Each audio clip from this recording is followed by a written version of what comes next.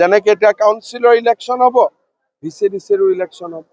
কালি দেখা গৈছে যে গৌৰৱ গগৈ গুৱাহাটীত যুৱ কাৰ্যকৰ্তাসকলে মিলিত হৈ বিজেপিক তেওঁলোকে নাম লোৱাকৈ তেওঁলোকে গৰু চুৰ আৰু এতিয়া ভোট চুৰ বুলি কৈছে। চাওক, যিমানে বিজেপিক সমালোচনা কৰিব তেওঁলোকক মানুহে বেয়া পাব। কাৰণ 40 লাখ মহিলাই মাহৰ 10 তাৰিখে অৰুণোদয় পায়, বিজেপিক আশীৰ্বাদ দিয়ে। 40 লাখ মহিলাই লাখপতি বাইদেউৰ পুঁজি পাব, বিজেপিক তেওঁলোকে আশীৰ্বাদ দিয়ে।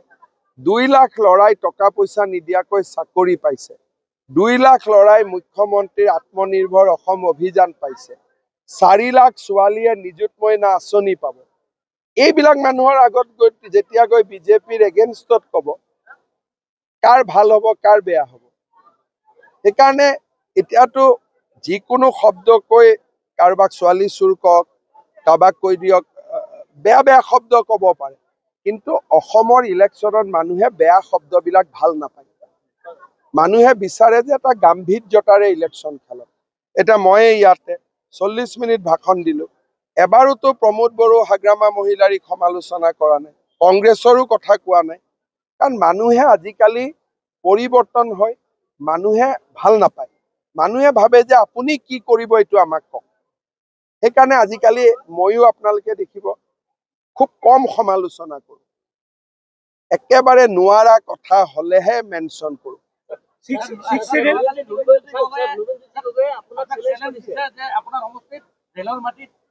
চাওক, লুৰিণজ্যোতি গগৈয়ে মোৰ সমষ্টিত ক'ত মিয়া মুছলমান আছে দেখুৱাই দিয়ক।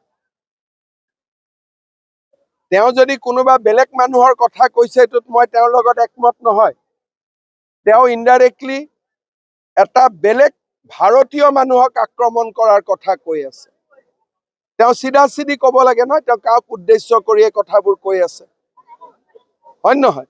তেওঁ কোনোবা এটা জাতিক উদ্দেশ্য কৰি কৈ আছে, তো সাহস আছে যদি নামটো কৈ দিয়ক।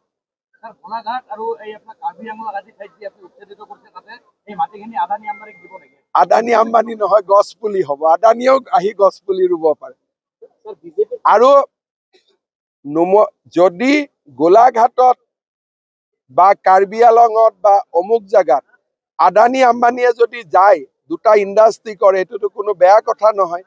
মইতো মাতাত আছো, কিন্তু মাতিলেও নাহিব, ইমান দূৰ জাগাত ক'ত আহিব? আজি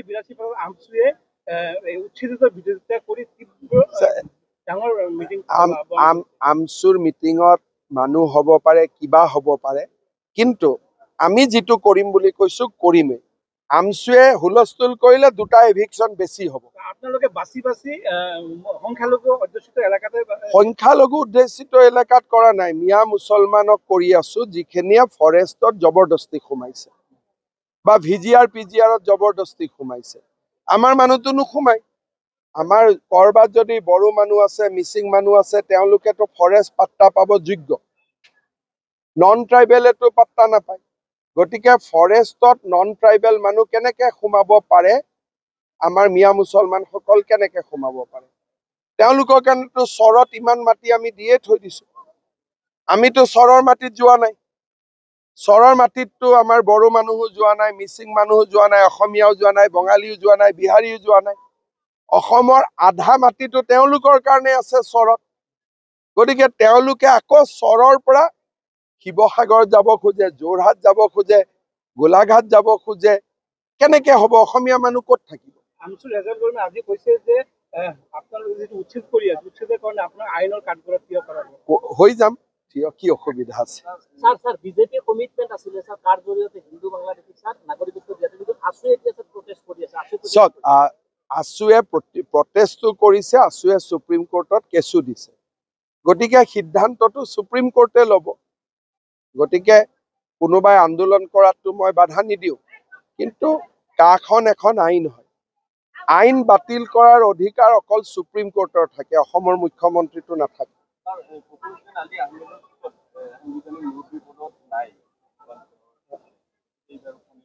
আমি এইবিলাকত ইণ্টাৰেষ্ট মই লোৱা নাই।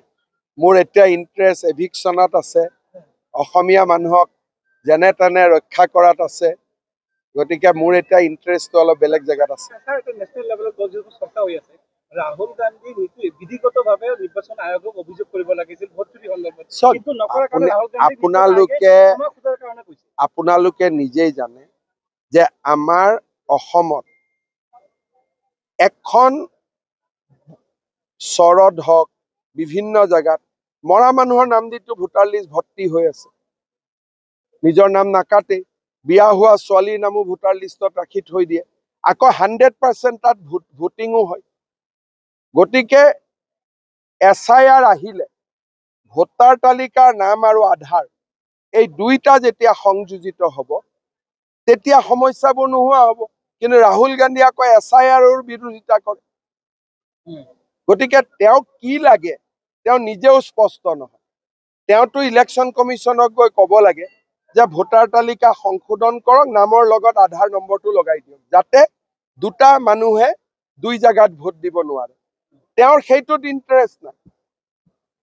তেওঁ খালি নিৰ্দিষ্ট মানুহ কিছুমানৰ নাম লৈ তেওঁ দেখুৱাই আছে। আৰু যদি তেনেকুৱাই ভোটাৰ লিষ্ট বেয়া, হিমাচলত তুমি কেনেকে জিকিলা, কৰ্ণাটকত তুমি কেনেকে জিকিলা, তেলেংগানাত কেনেকে জিকিলা, তুমি জিকিলে ভাল। ইমান দিন EVM কৰি চলিলে, এতিয়া EVMৰ গুলিটো নুফুটাৰ কাৰণে এতিয়া নতুন গুলি এটা লৈছে। আর হিন্দি में छोड़ दो।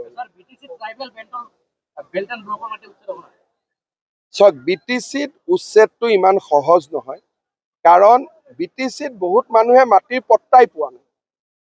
প্ৰথমতে খিলঞ্জীয়া মানুহক মাটিটোতো দিব লাগিব 26টা জনগোষ্ঠী। এনেই যদি এভিকশ্যন কৰে তেতিয়াহ'লে আপুনিও এভিকশ্যন হৈ যাব।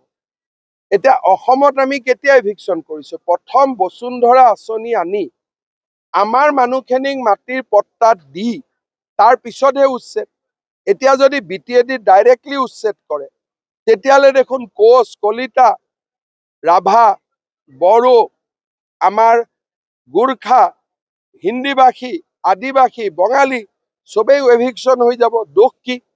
কাৰণ মাটি এতিয়ালৈকে তেওঁলোকৰ বিষ্মুটাৰী শেষেই হোৱা নাই। যেতিয়া প্ৰক্ৰিয়াটো শেষ হ'ব, সকলো মানুহে মাটিৰ অধিকাৰ পালে তেতিয়াহে আপুনি ক'ব পাৰিব যে এইখিনি মানুহক উচ্ছেদ কৰক।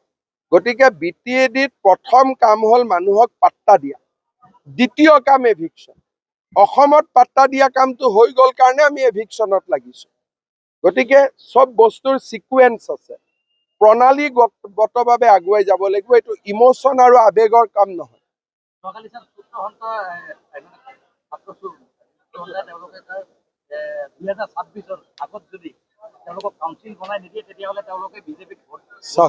মই এটা কথা কৈছো যে কাউন্সিল বনালেও ভোট নিদিয়ে, কাউন্সিল নবনালেও ভোট নিদিয়ে। মানুহে ভাল পালেও ভোট দিব, ভাল নাপালে ভোট নিদিয়ে। কোনো দল সংগঠনৰ কথাত কোনেও কাকো ভোট নিদিয়ে। ভোটটো ব্যক্তিগত। মাকৰ ভোট বেলেগ, বাপেকৰ ভোট বেলেগ, ল'ৰাৰ ভোট বেলেগ, বোৱাৰীৰ ভোট বেলেগ। কিন্তু সূত্ৰধাৰ সমাজখন পিছপৰা, কাউন্সিল লাগে, তাত মই সমৰ্থন কৰো। কিন্তু এইটোৰ লগত ভোটৰ কোনো সম্পৰ্ক নাই। যিজন ল'ৰাই কৈ আছে ভোট নিদিয়ে, তেওঁৰ মাকে গৈ ভোট দি দিব, তেওঁ কেনেকে গম পাব? সেইকাৰণে ভোটটো ব্যক্তিগত বিষয়। মই নিজেও নাজানো মোৰ ল'ৰা ছোৱালী একেলগে গাড়ীত যাব, কাক ভোট দিছে ধৰিব নোৱাৰে। আৰু বাহিৰত ওলাই আহি চবকে ক'ব যে তোমাকে ভোট দিলো বুলি। সেইকাৰণে ভোটৰ কথা কোনেও কাকো দায়িত্ব ল'ব নোৱাৰে। যিবিলাক দল সংগঠনে কয় আমি ভোট নিদিওঁ, আমি কৰো, তেনেকে নহয়। সেইবিলাক মই নাচাওঁ, মোৰ এইটো কাম নহয়।